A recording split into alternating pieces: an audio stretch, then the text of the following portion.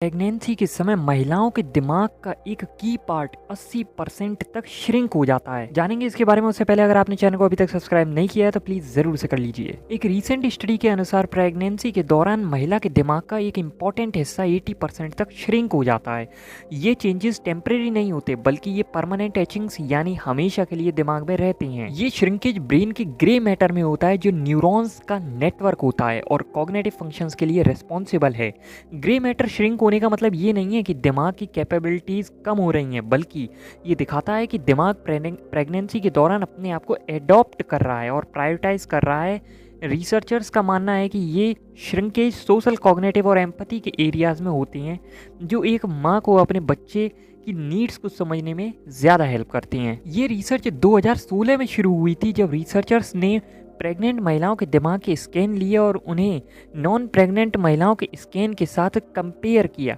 उन्होंने देखा कि प्रेगनेंसी के बाद ग्रे मैटर में सिग्निफिकेंट चेंजेस आए हैं और ये चेंजेस प्रेगनेंसी के बाद भी लंबे समय तक रहते हैं। ये श्रिंकेज महिला के दिमाग को ज़्यादा एफिशिएंट बनाता है ताकि वो अपने बच्चे के इमोशंस और नीड को अच्छे से समझ सके। स्टडी ये भी सजेस्ट करती है कि ये दिमाग के परमानेंट एचिंग्स माँ के बिहेवियर पर भी असर डालते हैं, जैसे कि इमोशनल बॉन्डिंग और केयर गिविंग।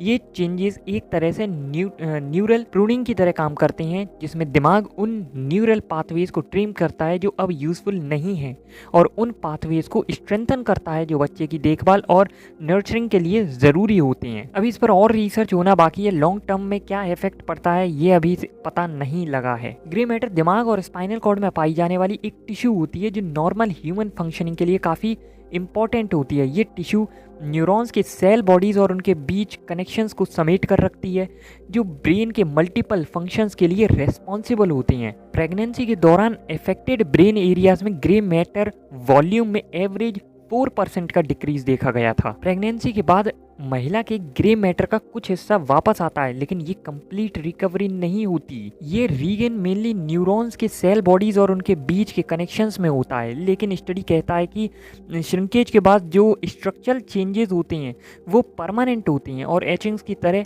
दिमाग में बने रहते हैं।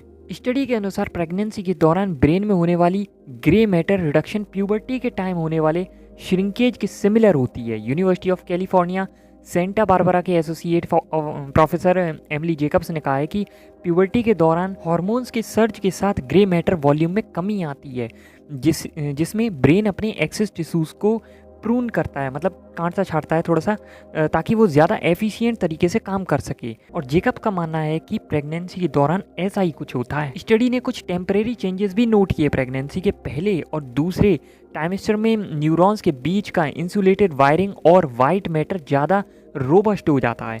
वाइट मैटर एक तरह का टिश्यू होता है जो न्यूरॉन्स के बीच सिग्नल्स को एफिशिएंटली ट्रांसमिट करता है, लेकिन बर्थ के बाद ये वाइट मैटर वापस अपने बेसलाइन पर आ जाता है। इसका मतलब ये है कि प्रेगनेंसी के टाइम तो ये बढ़ गया था और बाद में दोबारा ठीक हो गया, यानी कि ये टेम्परेरी था। दोस्तों, क्या आपको पता है कि इंसेप्शन अब रियल लाइफ में पॉसिबल हो गया है? मतलब आप सपने में मैसेज को ट्रांसफर कर सकते हो। और अर्थ के भी शनि ग्रह जैसे छल्ले हुआ करते थे। इन दोनों वीडियो का लिंक आपको ऊपर आई बटन में मिल जाएगा, चेक जरूर करना।